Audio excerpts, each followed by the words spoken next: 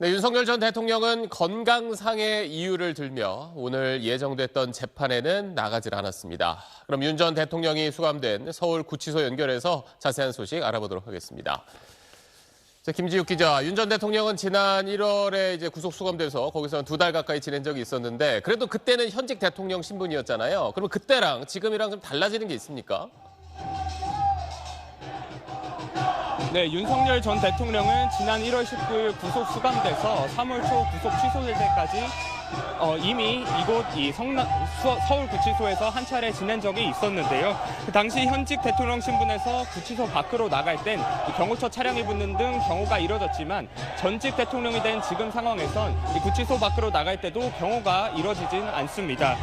다만 이 점을 제외하고는 예전과 같습니다. 윤 전 대통령은 TV와 사물함, 싱크대를 갖춘 8제곱미터 남짓한 독거방에서 지내고 일반 재소자들과 동선을 분리해 식사와 샤워, 운동도 혼자 합니다. 에어컨은 구비돼 있지 않고 선풍기도 마음대로 작동할 수 없습니다.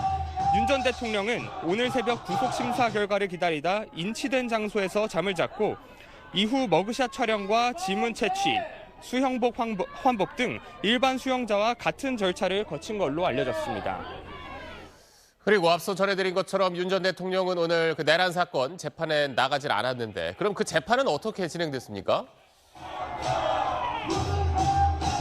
네, 오늘 오전 윤 전 대통령의 내란 우두머리 혐의 10차 공판에서 윤 전 대통령은 출석하지 않았고 오후에 구치소에서 변호인 접견만 진행했습니다. 앞서 윤 전 대통령이 직접 건강상 이유로 불출석하겠다는 의견서를 작성해 재판부에 제출한 걸로 파악이 됐는데요.